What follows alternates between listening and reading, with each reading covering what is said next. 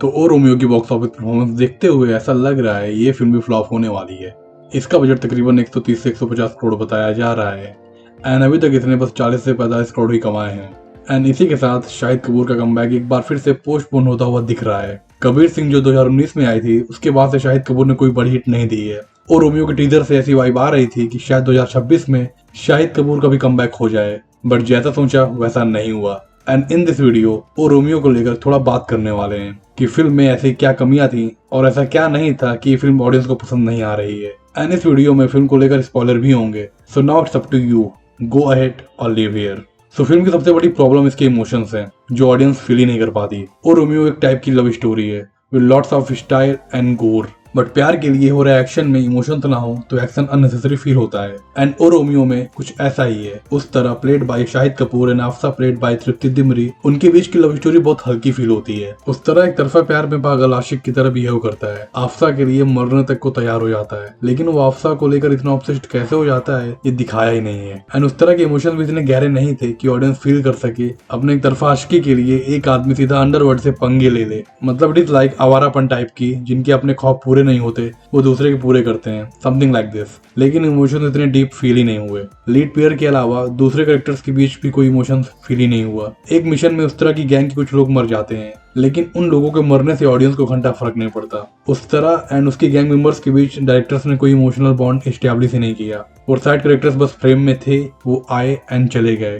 धुरंधर में side character like डोंगा and स्याही, इन लोगों ने थोड़ा ही सही बस इम्पैक्ट क्रिएट किया था, बट ओ रोमियो यहाँ भी इमोशंस वाइज बहुत खाली सी लगती है। इसके अलावा Jalal who has been played by Avinash Tiwari, ये बंदा फिल्म का विलेन है, but he is very very funny. उसके बात करने का तरीका एंड डिमीनर टेरिफाइंग लगता ही नहीं है। जलाल की आंखें नीली थी एंड कहीं कहीं पर इतनी नीली लग रही थी कि ऐसा लगेगा कि अभी राज फिल्म वाला भूत बन जाएगा। उसको डरावना दिखाने के लिए डायरेक्टर साहब ने एक दो तुच्छे काम किए हैं, लेकिन वो सारे अटेम्प्ट काम ही नहीं करते। फिल्म के क्लाइमैक्स में जलाल एंड उस तरह के बीच एक फाइट सीक्वेंस है जो शुरू होते ही खत्म हो जाता है। 4-5 कट में पूरा फाइट सीक्वेंस खत्म हो जाता है। ये फाइट सीक्वेंस सच में बहुत वीक था। आई मीन इस सीक्वेंस में कुछ था ही नहीं एंड इसे क्लाइमैक्स माना भी नहीं जा सकता। एक और एस्पेक्ट पर बात करूँ तो फिल्म में दिखाया जाता है जलाल एंड उस तरह साथ में काम करते थे एंड दोनों की बॉन्डिंग ऐसी महसूस कराई गई है कि they are deeply connected, something like Judwaa Salman Khan की तरह। इतना कनेक्टेड कि जलाल एंड उसकी फैमिली के लिए उस तरह अपने आप को जलाल का सबसे बड़ा दुश्मन बना लेता है, बट उस तरह इतनी बड़ी कुर्बानी जिस दोस्त के लिए दे रहा है एट द एंड वो उसी की जान लेना चाहता है। मे भी उस तरह ने जो किया वो राबिया के लिए किया होगा, लेकिन राबिया एंड उस तरह की बॉन्डिंग को भी एक्सप्लोर नहीं किया गया, which makes the back story portion completely unfathomable and funny। मतलब विदाउट मोटिवेशन ये सब लोग एक दूसरे को क्यों मार रहे हैं, इसका कोई लॉजिक नहीं है। इसका एक लॉजिक फिल्म में दिया गया है। सी जलाल पाकिस्तान की आईएसआई से हाथ मिला लेता है एंड वो मुंबई में अटैक प्लान करता है। ये सब देखकर उसके पार्टनर लाइक उस तरह एंड राबिया, इन सब के अंदर देशभक्ति जाग जाती है। ये सारे लोग गैंगस्टर थे, सारे इलीगल काम करते थे, बट अचानक से ये लोग इतने बड़े देशभक्त बन जाते हैं कि अपने दोस्त की फील्डिंग सेट करने में लग जाते हैं। That make sense? I don't think so. एक और फनी एस्पेक्ट की बात करूं तो तृप्ति दिमरी यानी आफ्सा के हस्बैंड को कुछ लोग निपटा देते हैं एंड अपने हस्बैंड की मौत का बदला लेने के लिए वो सारी प्लानिंग करती है। इस प्लानिंग में वो उसी आदमी से शादी करती है जो उसके पति को मारने में शामिल था। मतलब वो आदमी अंडरवर्ल्ड से जुड़ा हुआ है एंड इतना चूतिया है कि विदाउट बैकग्राउंड चेक किसी भी औरत से शादी कर लेगा।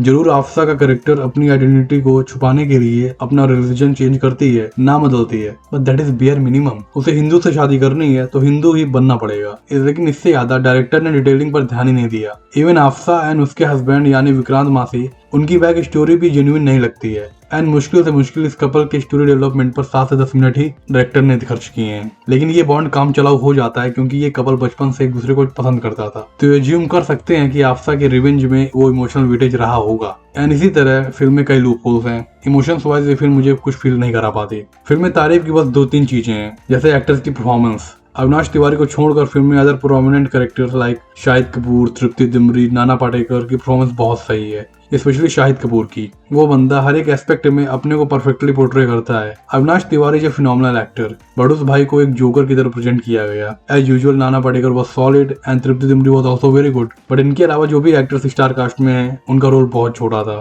सो उसके बारे में बात नहीं करते हैं। इसके अलावा aesthetically the film is very very beautiful. Colour grading, film की सिनेमेटोग्राफी सच में बहुत अच्छी है। बारिश वाला फाइट सीक्वेंस हो या थिएटर में जो फाइट है, इसके अलावा फिल्म में कई शॉट्स हैं जो बहुत ब्यूटीफुल थे। और रोमियो का म्यूजिक एक क्लासी वाइब दे रहा है। फिल्म में कोई लाउड बीजीएम नहीं था। शायद की एंट्री में एक फ्लूट की धुन बजती है। फिल्म के सारे बीजीएम थोड़े शांत से हैं। जो इस फिल्म को एक रिफ्रेशिंग टच देते हैं। बट अनफॉर्चुनेटली फिल्म की स्टोरी में बहुत कमियां हैं जिसे इग्नोर नहीं किया जा सकता। We need more actors like Vishal Bhardwaj who has a distinct touch but also need good writing who can complement the vision of these directors. And that's the video, guys. If you like it, hit the like button and subscribe the channel.